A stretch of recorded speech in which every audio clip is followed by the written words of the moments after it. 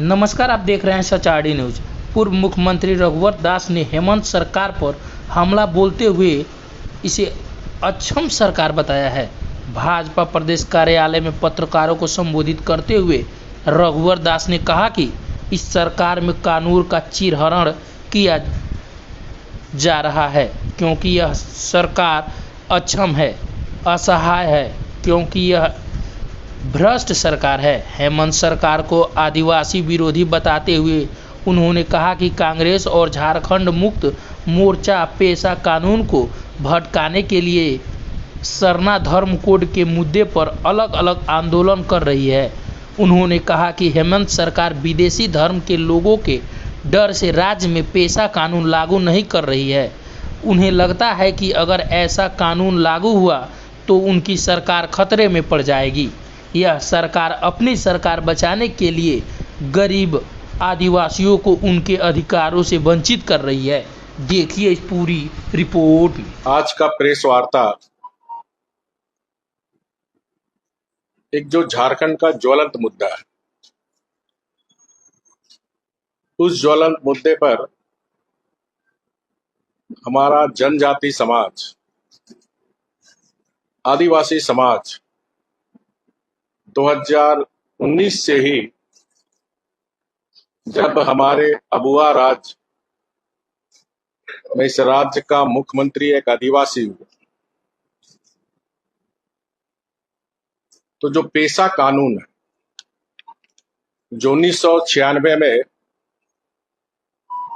भारत सरकार ने लागू की और करीब करीब सभी राज्यों में पेशा नियमावली प्रारूप बनकर उन राज्यों में ग्राम स्वशासन का अधिकार, ग्राम सभा को, और हमारी झारखंड में जो स्वशासन, जिसके लिए धरती आबा भगवान बिरसा मुंडा जी ने अपनी संस्कृति और देश की आजादी के लिए, जो हमारे गरीब आदिवासी पूर्वज, चाहे भगवान बिरसा मुंडा हो, सिद्धू कान्हू हो, पोटो हो, वीर बुधु भगत हो, फूलो जानो हो, तिलका माझी हो, अनगिनत लोग ने खून बहाया। खासकर भगवान बिरसा मुंडा का एक सपना था, अबुआ राज होगा, अपना स्वशासन। और जो झारखंड में प्राचीन काल से रूढ़िवादी व्यवस्था, जो मानके मुंडा, जो ग्राम प्रधान की जो व्यवस्था, वो व्यवस्था लागू हुई। तो आज झारखंड पूछता है पेशा कानून कब लागू। आज झारखंड की जनजाति समाज, आदिवासी समाज सरकार से पूछता है कि कब हमको स्वशासन का अधिकार मिलेगा। 5.5 वर्ष पार्ट 1 और पार्ट 2 को मिलाकर माननीय हेमंत सोरेन जी मुख्यमंत्री है।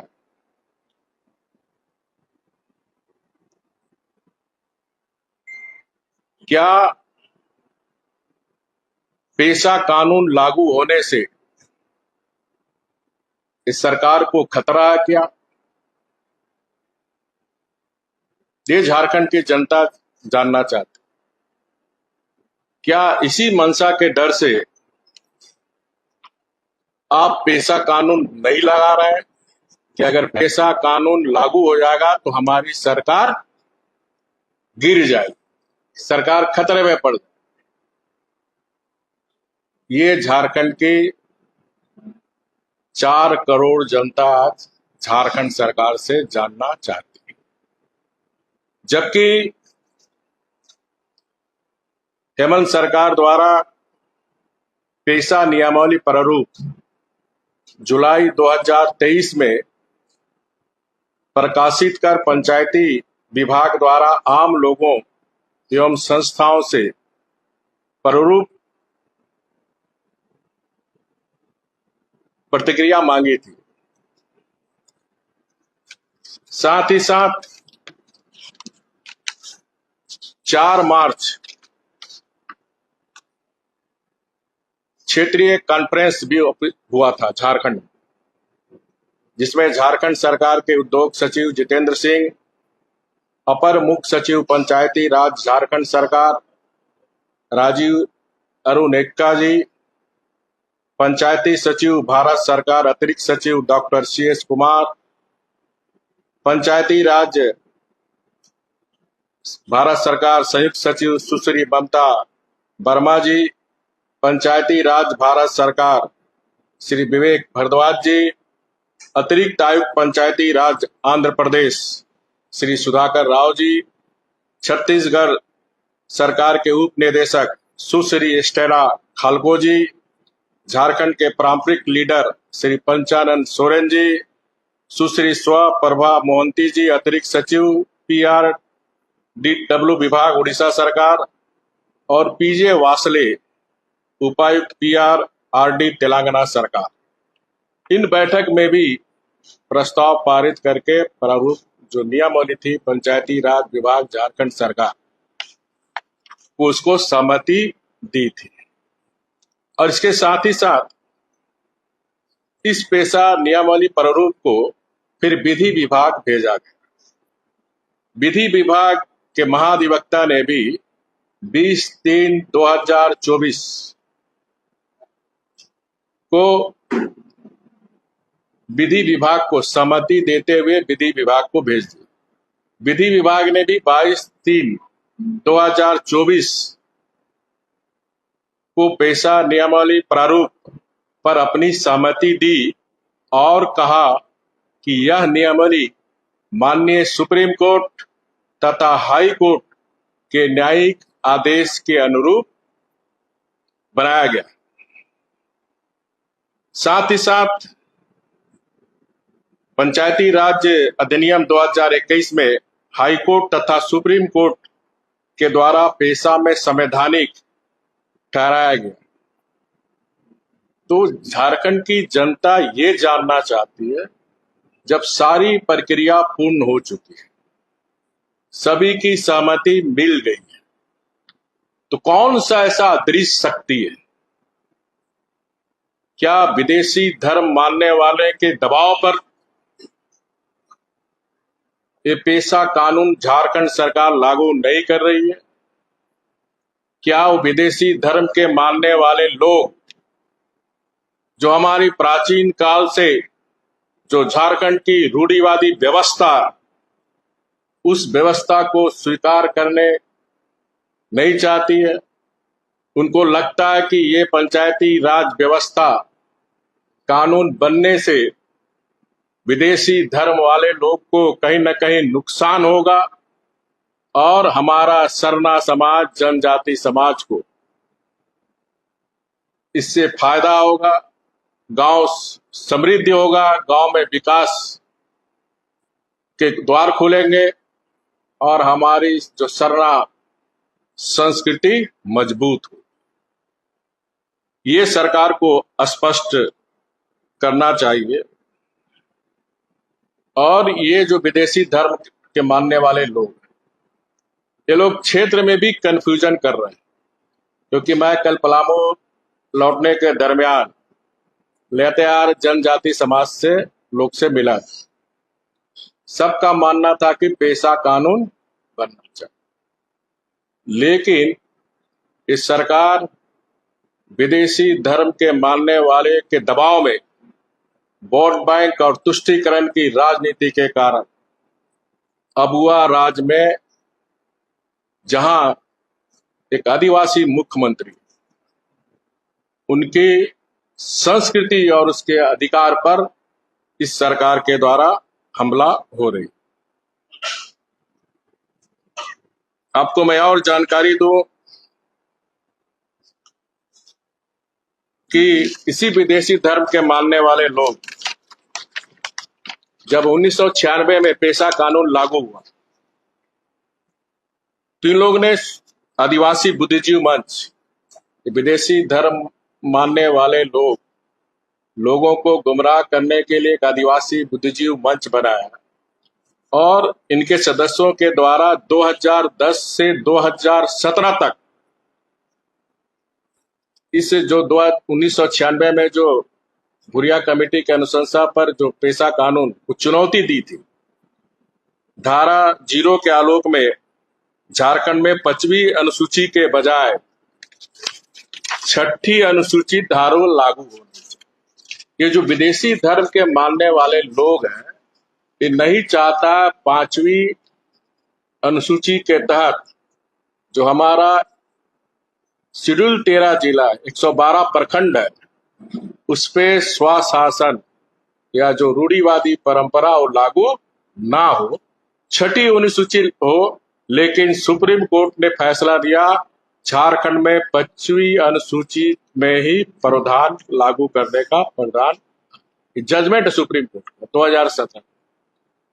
क्योंकि पारंपरिक अनुसूचित क्षेत्र में पारंपरिक ग्राम सभा तथा ग्राम प्रधान मानकी मुंडा जो व्यवस्था है उनका वो नियम रहेगा, जहां ग्राम सभा सदस्य ग्राम प्रधान निर्वाचित या नियमित नहीं हो, नामित नहीं हो। ये जो पारंपरिक जो हमारी व्यवस्था चली आ रही थी वही व्यवस्था इस पे लागू, जो परंपरा और जो हमारी रूढ़िवादी नीतियों के तहत वो चुने जाए।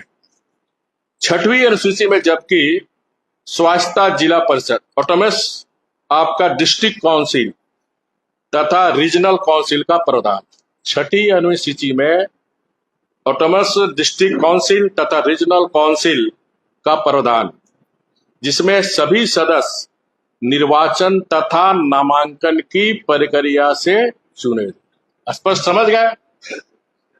और ये विदेशी धर्म के मानने वाले लोग इसीलिए इस पंचायती अधिनियम का विरोध कर रहा और सरकार उसके सामने घुटने टेक दी। निर्वाचन की प्रक्रिया पारंपरिक व्यवस्था के अनुकूल नहीं है, इससे गैर पारंपरिक सदस्य पारंपरिक आदिवासी व्यवस्था में प्रवेश कर, और इसी से साफ जाहिर होता है कि विदेशी धर्म मानने वाले जो इस सरकार में पार्टी में भी पद लिए हुए हैं कांग्रेस पार्टी के और सरकार में भी मंत्री बने, उनके दबाव से, मेरा सीधा आरोप है, उनके दबाव से सारी प्रक्रिया पूरी होने के बाद भी ये हमारा जनजाति समाज को जो रूढ़िवादी व्यवस्था है, जो ग्राम प्रधान की व्यवस्था, उसको लागू नहीं। और इससे साफ मंशा जाहिर होती है कि ये विदेशी धर्म के मानने वाले लोग जिसकी गोद में ये कांग्रेस झारखंड मुक्ति मोर्चा की सरकार काम कर रही, ये पेशा जैसे ही लागू होगा उससे झारखंड राज्य के अनुसूचित क्षेत्रों के ग्रामों के संबंध में पारंपरिक ग्राम प्रधान मानकी मुंडा तथा प्रावधान के अनुसार सारी योजना गांव के स्तर पर, साथ ही लघु खनिज बालू घाट इत्यादि के संबंध में पूर्ण अधिकार उनको मिले। तो ये भी शंका उठ रहा, ये जो सरकार में जो सिंडिकेट है, चाहे वो बालू सिंडिकेट हो, चाहे शराब सिंडिकेट हो, चाहे पत्थर सिंडिकेट हो, चाहे कोयला सिंडिकेट, ये शक्तियां भी क्या नहीं चाहती है? तो ये राज्य की जनता जानना चाहती है। इसके साथ ही साथ मैं राज्य सरकार से विशेषकर माननीय मुख्यमंत्री हेमंत सोरेन जी से अनुरोध करूंगा कि इतिहास आपको माफ नहीं करे। एक शरणा मुख्यमंत्री होते हुए आप विदेशी धर्म के घुटने टेक कर जो हमारा जनजाति समाज के अधिकार, संवैधानिक अधिकार पर हमला कर रहे हैं, तो आज भी माननीय मुख्यमंत्री से मैं फिर से अनुरोध करूंगा कि जल्द से जल्द पेशा नियमावली कानून को आप कैबिनेट में लाकर जल्द से जल्द हमारे 112 शेड्यूल में रहने वाले जनजाति समाज के हित में आप निर्णय लें। साथ ही साथ आप सबको भी पता होगा, हमारी सरकार के समय हमने जाति प्रमाण पत्र में हमने कॉलम रखा था कि किसी को भी जाति प्रमाण बनाना है तो उसमें कॉलम था धर्म का। माननीय हेमंत सोरेन सरकार 2019 में आने के बाद उस धर्म के कॉलम को हटा दिया। इससे साफ जाहिर होता है, वोट बैंक के लिए विदेशी धर्म के दबाव में सरना आदिवासियों को धर्म और संस्कृति के मिटाने के लिए जाति प्रमाण पत्र में धर्म का कॉलम भी हटा दिया। मुख्यमंत्री जी उस पर भी पुनर्विचार करें, फिर से धर्म का कॉलम जोड़े, ताकि हमारी सरना आदिवासी बच्चे बच्चियों को रोजगार नौकरी मिल सके, उनका हक कोई दूसरा ना छीन सके। धर्म संस्कृति भी हमारी झारखंड की बची रहे, जिसके लिए हमारे गरीब आदिवासी पूर्वज ने उलगुलान और हुल क्रांति के द्वारा अंग्रेजों से लड़कर अपनी संस्कृति को बचाने का काम किया। देखिए, आप सब भी पत्रकार हैं, खोजी पत्रकार भी है, आप सब भी इस बात से अवगत हैं कि खुद 1961 में हमारे देश के प्रधानमंत्री सरदार जवाहरलाल नेहरू जी थे। 1961 में ही जनगणना से आपको हटा दिया गया। पहला प्रश्न।